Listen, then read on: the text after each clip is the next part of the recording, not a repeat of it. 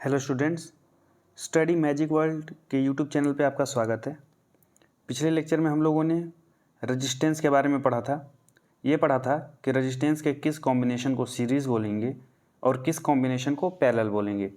आज हम लोग सीरीज़ और पैरेलल कॉम्बिनेशन का जो इक्विवेलेंट या तुल्य प्रतिरोध निकालने की विधि है उसको पढ़ने वाले हैं। तो आज के लेक्चर में आपको ध्यान से देखना है, ध्यान से समझना है।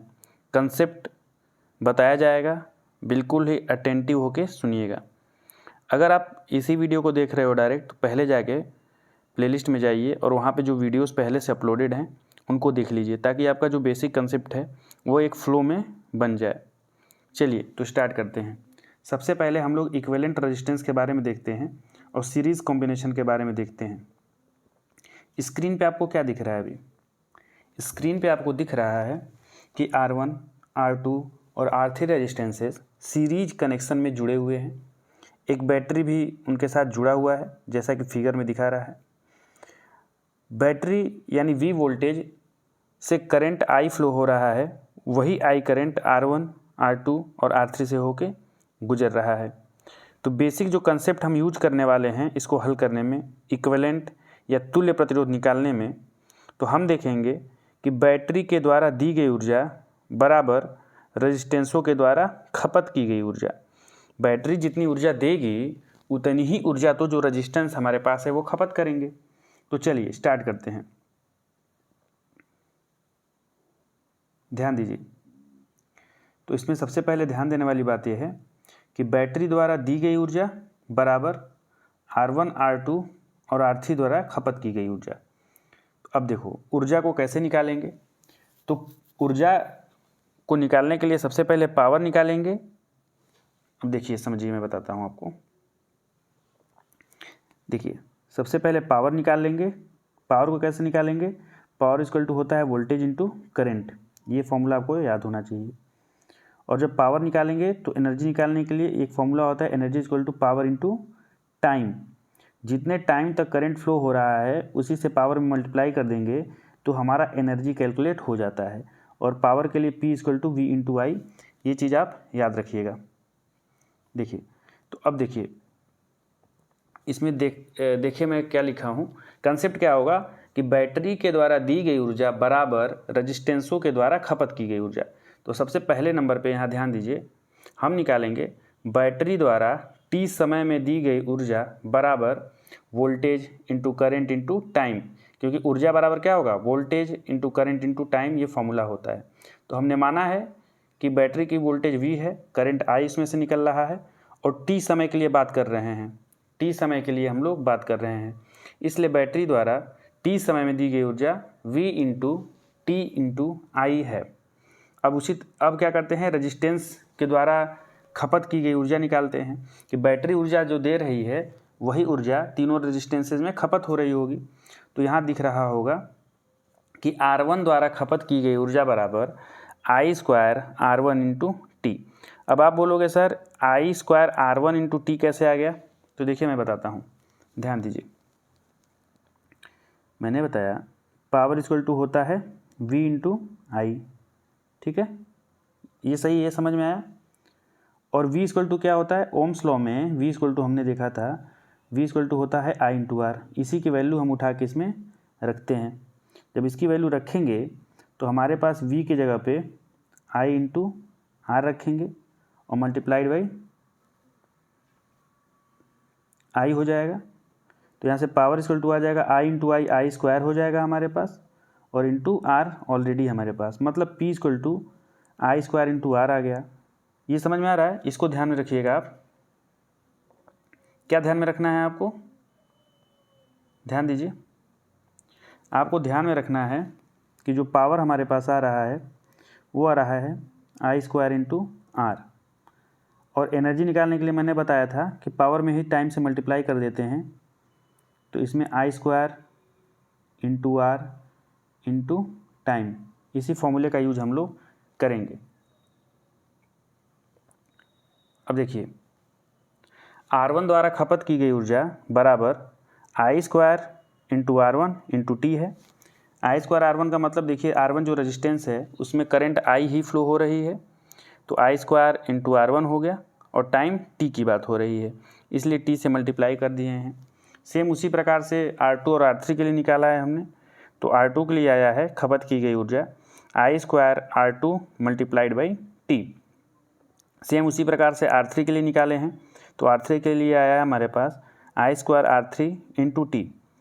अब देखिए कुल खपत की गई ऊर्जा मतलब R1, R2 और R3 तीनों के द्वारा खपत की गई ऊर्जा कितनी है, तो तीनों को हम जोड़ देंगे। मतलब आई स्क्वायर, तीनों को जोड़ने का मतलब I square R1T, I square R2T and I square R3T को हम लोगों ने जोड़ दिया है। अब जब जोड़ दिया है तो जोड़ने के बाद हमारे पास कितना आ रहा है, देखिए ज़रा स्क्रीन पे आपको दिख रहा होगा। स्क्रीन पे देखेंगे तो इसमें से आई स्क्वायर इसमें भी कॉमन है, इसमें भी कॉमन है, इसमें भी कॉमन है, टी इसमें भी है, टी इसमें भी है, टी इसमें भी है। तो हम लोग आई स्क्वायर को बाहर ले लेंगे और टी को भी इधर से बाहर ले लेंगे और ब्रैकेट में बचेगा R1 प्लस R2 और प्लस R3। ठीक है, इक्वेशन नंबर फर्स्ट में क्या बोल रहा था, इक्वेशन नंबर फर्स्ट में बोल रहा था कि दी गई ऊर्जा बराबर ली गई ऊर्जा। तो दी गई ऊर्जा जो बैटरी है वो V इंटू आई इंटू टी दे रहा है। यहाँ पे देखिए दी गई ऊर्जा मतलब V इंटू आई इंटू टी और ली गई ऊर्जा यही निकाले थे हम लोग, इसका मान रखे हैं तो ये T से T कट गया, ये I से I कट गया, एक I कटा, आई स्क्वायर है तो बचा कितना V बराबर I बचा है R1 plus R2 plus R3 बचा है। इस I को इधर ट्रांसफ़र कर दिए तो इधर गुणे का निशान है तो इधर जाके डिवाइड में हो गया। जब डिवाइड में हो गया तो V अपॉन में I बराबर आ गया R1 plus R2 plus R3। और जो V अपॉन I है आपको ओम्स लॉ पता था ना, ओम्स लॉ क्या होता है, ओम्स लॉ क्या होता है, ध्यान दीजिए। ओम्स लॉ क्या होता है, ओम्स लॉ होता है V बराबर I इंटू R, यही तो होता है ओम्स लॉ। और यहाँ से V equal to I into R है तो R का मान जब निकालेंगे तो आता है V अपॉन में I। वोल्टेज और करंट का रेशियो हुई तो रेजिस्टेंस है और यहाँ पे आ गया वोल्टेज और करंट। अब देखिए ध्यान बता रहा हूँ मैं, यहाँ पे देखिए इक्वेशन में वोल्टेज और करंट का रेशियो ही तो है R1 plus R2 plus R3। मतलब ये हो गया कि जो इक्विवेलेंट रेजिस्टेंस है मतलब V अपॉन I आया है वही R इक्विवेलेंट है, R इक्विवेलेंट बराबर आ गया R1 plus R2 plus R3। और ये किस केस में आया, सीरीज में। देखिए ये रेजिस्टेंस का सीरीज कॉम्बिनेशन है ना, तो हमने देखा कि रेजिस्टेंस का जब सीरीज कॉम्बिनेशन होता है तो इक्विवेलेंट रेजिस्टेंस बराबर तीन जो भी रेजिस्टेंस होंगे सीरीज में उसको जोड़ देते हैं। मतलब सीरीज इक्विवेलेंट रेजिस्टेंस निकालने के लिए रेजिस्टेंसों को जोड़ दिया जाता है सीधे। ठीक है, क्लियर हो गया। ये आपसे क्वेश्चन आ सकता है कि डिराइव करिए कि सीरीज इक्विवेलेंट रेजिस्टेंस कैसे निकालेंगे, तो यही तरीका है। ये एग्जाम्पल बना देंगे आप, दी गई ऊर्जा बैटरी द्वारा दी गई ऊर्जा बराबर रेजिस्टेंसों के द्वारा खपत की गई ऊर्जा। चलिए आगे चलते हैं, पैरेलल कॉम्बिनेशन को देखते हैं। यहाँ पे एक डायग्राम आपको दिख रहा है। इस डायग्राम में तीन रेजिस्टेंस R1, R2 और R3 पैरेलल कनेक्शन में हैं और बैटरी V के द्वारा जोड़े गए हैं। बैटरी V I करंट को निकाल रहा है, वो I करंट बट रहा है तीन भाग में, I1, I2 और I3। I1 R1 में जा रहा है, I2 करंट R2 में जा रहा है और I3 करंट R3 में जा रहा है। सेम वही कंसेप्ट होगा, बैटरी द्वारा दी गई ऊर्जा बराबर रेजिस्टेंसेस के द्वारा खपत की गई ऊर्जा। अब ध्यान देने वाली बात यह है कि यहाँ पे जो बैटरी लगा हुआ है V, ये वोल्टेज चूँकि पैरेलल कॉम्बिनेशन है तो पैरेलल में V वोल्टेज R3 के अक्रॉस भी V ही लग रहा है, R2 के अक्रॉस भी V ही लग रहा है और R1 के तरफ भी V ही लग रहा है। देखिए V का कनेक्शन यहाँ पे ऐसे हुआ है ना, अब ऐसे हुआ है तो यही R3 के अक्रॉस है, यही R2 के अक्रॉस है, यही R1 के अक्रॉस है। मतलब तीनों रेजिस्टेंसेस के अक्रॉस जो है हमारे पास V वोल्टेज लग रहा है। अब पावर निकालने के लिए यहाँ पे क्या फॉर्मूला यूज होगा, हमको पता है P बराबर क्या होता है, P बराबर V इंटू आई होता है। ठीक, P बराबर V इंटू आई होता है और I बराबर कितना हो जाएगा, I बराबर V अपॉन में R। तो ओम्स लॉ होता है ना, देखो V बराबर I इंटू आर होता है ओम्स लॉ, तो I को रहने देंगे, R को ट्रांसफ़र करेंगे तो V अपॉन R आ जाएगा। अब यही I का मान यहाँ पे रख दो तो यहाँ पे हो जाएगा V इंटू V अपॉन में R। V में गुणा करेंगे तो ये हो जाएगा V स्क्वायर अपॉन में R। मतलब पावर बराबर हो जाएगा V स्क्वायर अपॉन में R। पावर बराबर क्या आ गया, पावर बराबर आ गया V स्क्वायर में R। तो V स्क्वायर में R हम लोग R1, R2 और R3 में जो हम पावर निकालेंगे उस पावर को निकालने के लिए फॉर्मूला यूज करेंगे P बराबर V स्क्वायर अपॉन में R। और जब इसको एनर्जी में कन्वर्ट करेंगे तो इसी पावर में मल्टीप्लाई करेंगे टाइम से, क्योंकि पावर में जब टाइम से मल्टीप्लाई करते हैं तो वो एनर्जी में कन्वर्ट हो जाता है। तो v² कर देंगे और मल्टीप्लाइड बाई टाइम कर देंगे। चलिए यही काम करने वाले हैं, ध्यान दीजिए। तो अब निकाले हैं कि R1 द्वारा खपत की गई ऊर्जा, दिख रहा है आपको स्क्रीन पे, v² R1 गुणे T। अब v² क्यों किए हैं, क्योंकि R1 जो है ना, ये जो पैरेलल कॉम्बिनेशन है, तो पैरेलल कॉम्बिनेशन ऑफ रेजिस्टेंस जो होता है उसमें जो वोल्टेज हम अप्लाई करते हैं तो सभी रेजिस्टेंस पे वही वोल्टेज लगता है। मतलब V वोल्टेज लगाए हैं तो V वोल्टेज R1, R2 और R3 तीनों पे एक ही वोल्टेज लग रहा है। और पावर का फॉर्मूला हम निकाले थे अभी, पावर इक्वल टू v²/r, उसी फॉर्मूले का यूज कर रहे हैं। तो ऊर्जा निकालने के लिए पावर इंटू टाइम करेंगे, इसीलिए R1 द्वारा खपत की गई ऊर्जा में v²/r1 गुणे T कर दिए हैं। उसी प्रकार R2 और R3 में निकाल लिए हैं। मतलब तीनों रजिस्टेंसेस के द्वारा जो ऊर्जा खपत की गई है उसको हमने निकाला है। अब इक्वेशन नंबर फर्स्ट क्या कहता है कि जो बैटरी ऊर्जा दे रही है वही ऊर्जा तीनों रजिस्टेंसेस के द्वारा खपत की जाएगी। तो V द्वारा कितनी ऊर्जा दी गई, बैटरी के द्वारा दी गई ऊर्जा P बराबर होता है V × I, और समय से इसमें मल्टीप्लाई कर देंगे तो ये एनर्जी में कन्वर्ट हो जाएगा। अभी इसको रहने दीजिए T को, P = V × I, और एनर्जी निकालने के लिए V × I × T कर देंगे तो ये एनर्जी हो जाएगा। इसी कंसेप्ट का हम लोग यूज करने वाले हैं। तो देखिए यहाँ पे लिखा है दी गई ऊर्जा मतलब V वोल्टेज × I × T बराबर तीनों रेजिस्टेंस के द्वारा जो ऊर्जा खपत की गई है उसको जोड़ के लिख दिए हैं। अब तीनों रेजिस्टेंस के द्वारा खपत की गई ऊर्जा को आप ध्यान से देखेंगे तो आपको कुछ दिख रहा है। देखिए यहाँ पे आपको v² तीनों में कॉमन दिख रहा है और T तीनों में कॉमन दिख रहा है, इसलिए v² × T को बाहर ले लिए और ब्रैकेट में बचा हमारे पास 1/r1, 1/r2 और 1/r3। ठीक है, अब इसको लिख दिया हमने। अब आगे हम लोग देखते हैं आगे क्या होता है। अब देखिए, अब यहाँ पे देखेंगे जब हम लोग ध्यान से तो इस V से एक V कट गया, ये इस T से T कट गया, बचा कितना, यहाँ पे I बचा, यहाँ पे V बचा। V को जब इधर ट्रांसफ़र किए हैं तो V यहाँ पे गुणे के निशान में है और इधर जब ट्रांसफ़र किए हैं तो I/V हो गया है। तो I/V बराबर आया है 1/r1 + 1/r2 + 1/r3। ठीक है, इतना हमको देखने को मिल रहा है। अब I/V क्या होता है, इसको देखिए ज़रा। I/V क्या होता है, हमको पता है कि R बराबर होता है V/I। तो 1/R अगर हम लिखना चाहें तो 1/R बराबर हो जाएगा I/V। तो ये I/V है, इसको हम लिख सकते हैं A1/R। ठीक है, तो देखिए नीचे वही लिखे हैं 1/R इक्विवेलेंट बराबर 1/R1 + 1/R2 + 1/R3। मतलब समांतर क्रम में जब रेजिस्टेंस जुड़े होते हैं तो उसको निकालने के लिए फॉर्मूला होता है 1/R इक्विवेलेंट बराबर 1/R1 + 1/R2 + 1/R3। इस तरीके से समांतर क्रम में जुड़े हुए रेजिस्टेंसों का इक्विवेलेंट हम निकाल लेते हैं। क्वेश्चन एग्जाम में पूछ सकता है कि सीरीज और पैरेलल कनेक्शन जब होता है रेजिस्टेंस का तो इक्विवेलेंट रेजिस्टेंस निकालने का क्या फॉर्मूला होता है। तो फॉर्मूला आपको समझ में आया। सीरीज में तो क्या करते हैं, डायरेक्ट जोड़ देते हैं। जो भी रेजिस्टेंस सीरीज या श्रेणी क्रम में जुड़े होते हैं उनको डायरेक्ट जोड़ देंगे तो इक्विवेलेंट रेजिस्टेंस निकल जाता है।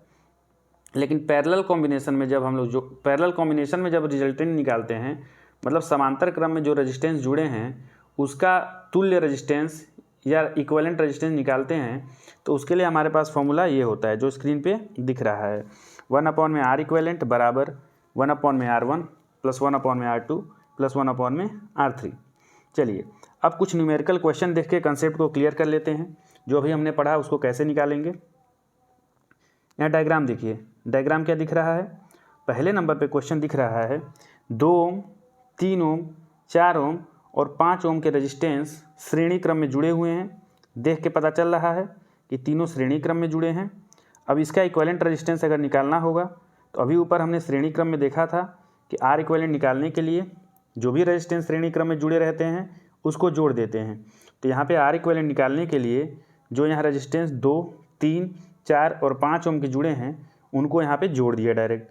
तो 2 + 3 + 4 + 5 किए हैं जब, तो ये 14 ओम आया है। मतलब पहले वाले क्वेश्चन का आंसर हो जाएगा 14 ओम इक्विवेलेंट रेजिस्टेंस। सेकेंड वाला क्वेश्चन देखिए, सेकेंड वाले क्वेश्चन में देख के पता चल रहा है कि 3 ओम, 3 ओम और 3 ओम के रेजिस्टेंस समांतर क्रम में जुड़े हुए हैं। अब इसका इक्विवेलेंट ए और बी के क्रॉस निकालना है। बिंदु ए और बी के क्रॉस जो भी रेजिस्टेंस जुड़े हुए हैं 3-3 ओम के, उनका इक्विवेलेंट निकालना है। तो हमें पता है, क्या पता है, क्या चीज़ पता है हमको? हमको पता है कि जब भी समांतर क्रम में रेजिस्टेंस निकालते हैं तो 1 में आर इक्विवेलेंट बराबर होता है 1 में R1 प्लस 1 में R2 प्लस 1 में R3। अब इसी पे हम लोग रखते हैं फॉर्मूले पे। तो इसमें तीनों रेजिस्टेंस बराबर है तो 1/3 धन 1/3 धन 1/3 बटे में 3 इसलिए लिखा कि 3-3 ओम के रेजिस्टेंस हैं। मतलब ये जो R1 है इसका भी मान 3 है, R2 का भी मान 3 है और R3 का भी मान 3 ही है, इसलिए मैंने ये लिखा हुआ है। ठीक है,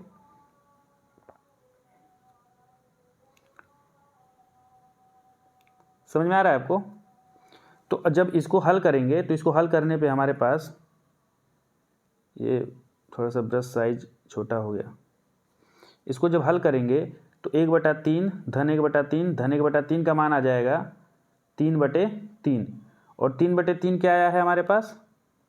3/3 क्या आया है? देखिए 1/r बराबर आया है 3/3। 3/3 का मतलब एक कट गया, 1/1 आया, मतलब r का मान आ गया 1। जो r इक्विवेलेंट है, ये r इक्विवेलेंट का मान आ गया हमारे पास 1। तो यहाँ पे हल जब करेंगे जब हम लोग हल करेंगे तो हल करने में हमारा सेकेंड नंबर का जो क्वेश्चन है उसको 1/r इक्विवेलेंट बराबर 1/3 धन 1/3 धन 1/3 करेंगे। तो इसको हल करेंगे तो 3/3 आएगा और 3/3 का मान आएगा 1/1, तो r इक्विवेलेंट का मान आ जाएगा 1 ओम। अब नेक्स्ट क्वेश्चन देखिए, तीसरे नंबर पे जो क्वेश्चन है इसको देखेंगे और समझने का प्रयास करेंगे। इसको पहले ध्यान से देखिए, आप कंफ्यूज मत होइए। और कोई भी बड़ा क्वेश्चन आए जिसमें सीरीज और पैरेलल सब जुड़ा हो तो हम सबसे पहले छोटा सा एलिमेंट देखेंगे कि किस छोटे एलिमेंट से हम सॉल्व करना शुरू कर सकते हैं। और जो मैंने सर्कल बनाया है उस तरीके से आप सर्कल बना के एक एक स्टेप करके आगे बढ़ सकते हैं। तो तीसरे नंबर के क्वेश्चन में हम लोग जब ध्यान दे रहे हैं तो क्या ध्यान दे रहे हैं मैं बताता हूँ, अभी ध्यान दीजिए आप। तीसरे नंबर के क्वेश्चन में आपको दिख रहा है यहाँ पे ये 1 ओम 1 ओम 1 ओम ये जुड़े हुए हैं सीरीज में आपस में ही। केवल इतना आप ध्यान दीजिए, इतना जितना सर्कल किया हूँ इतना देखिए। तो इसके अंदर 1 ओम 1 ओम 1 ओम सीरीज में जुड़े हुए हैं, इतना ध्यान दिए। चलिए बस जो कह रहा हूँ बस सुनते रहिए। और यहाँ पे दिख रहा है कि ये 2 ओम और ये 2 ओम सर्कल के अंदर सीरीज में जुड़े हुए हैं और ये 3 ओम अकेला है। तो पहले जो सीरीज में जुड़े हैं उनका हम रिजल्टेंट निकालते हैं। सीरीज में रिजल्टेंट कैसे निकालते हैं, क्या आपको पता है? सीरीज में रिजल्टेंट निकालने के लिए सिंपली उसको जोड़ देते हैं। तो ये जो सर्किट दिया हुआ है इसका इक्विवेलेंट बराबर सर्किट में देखो यहाँ पे बनाया हुआ हूँ, बना दिया हूँ। तो बनाया हूँ तो बना के क्या दिख रहा है आपको? इसका इक्विवेलेंट मैं लिखा हूँ 1 धन 1 धन 1। इसको एक रेजिस्टेंस के रूप में लिख दिया क्योंकि सीरीज है, सीरीज में जुड़ जाता है। 3 ओम है ही तो 3 ओम को यहाँ रहने दिया। यहाँ पे 2 ओम और 1 ओम सीरीज में है तो यहाँ पे 1 ओम एक रेजिस्टेंस दिखाया और ऊपर 2 धन 1 लिख दिया, क्योंकि सीरीज में जब इक्विवेलेंट निकालते हैं तो रेजिस्टेंस को जोड़ देते हैं। चलिए नेक्स्ट स्टेप हम लोग देखते हैं, इसके आगे वाला स्टेप हम लोग देख लेते हैं। इसके आगे क्या हुआ, अब यही जोड़ के लिख दिए हैं। ऊपर जो रेजिस्टेंस यहाँ पे दिख रहा है 1 + 1, नीचे 3 और 2 धन 1, इसको जोड़ के बस वैल्यू रख दिए 3 ओम 3 ओम 3 ओम। अब ये कैसा दिख रहा है? अब इस डायग्राम को देखने से कैसा लग रहा है आपको? ये डायग्राम दिखने पे लग रहा है कि 3 ओम और 3 ओम के रेजिस्टेंस पैरेलल जुड़े हैं। तो पैरेलल वाले तरीके से इसको सॉल्व कर लेंगे। किस तरह सॉल्व करेंगे? पैरेलल वाला जो फॉर्मूला लगता है उसे सॉल्व कर लेंगे। पैरेलल वाला फॉर्मूला आपको दिख रहा है 1/r इक्विवेलेंट बराबर 1/3 धन 1/3 धन 1/3। इसको बराबर करेंगे तो 3/3 आ जाएगा बराबर 1/1 और r इक्विवेलेंट का मान 1 ओम आ गया। तो देखिए हमको दिख रहा था जो रेजिस्टेंस का कॉम्बिनेशन इस तरीके से। अब इसमें क्या है, पैरेलल भी है सीरीज भी है। तो जो छोटा एलिमेंट है उसको उठाएंगे, उसको सॉल्व करते जाएंगे धीरे धीरे, और हमारा सर्किट जो सीरीज और पैरेलल कॉम्बिनेशन का एक कॉम्बिनेशन दिया हुआ है वो सॉल्व धीरे धीरे हो जाएगा। जैसा कि आप इस क्वेश्चन को देख रहे हैं, स्क्रीनशॉट ले लीजिए एक बार। बेसिक कंसेप्ट देखिए बन रहा है। इसके आधार पे हम लोग बहुत अच्छे क्वेश्चंस कर लेंगे सीरीज और पैरेलल कॉम्बिनेशन के। अब देखिए, अब हमारे पास नेक्स्ट टॉपिक आ रहा है। वैसे उम्मीद करता हूँ कि अभी इतना समझ में आया होगा, इस पर थोड़ा प्रैक्टिस करिएगा। अब इसके आगे हम लोग नेक्स्ट लेक्चर में पढ़ेंगे। अभी के लिए धन्यवाद। अगर आपको वीडियो अच्छा लग रहा हो तो वीडियो को ज़रूर लाइक करिएगा, जो भी सुझाव हो उसको कमेंट करिएगा, और हमारे चैनल पर अगर नए हों तो सब्सक्राइब कर लीजिए, और जो भी दोस्त मित्र हों आपके, उनके ग्रुप्स में आप शेयर कर दीजिए। धन्यवाद।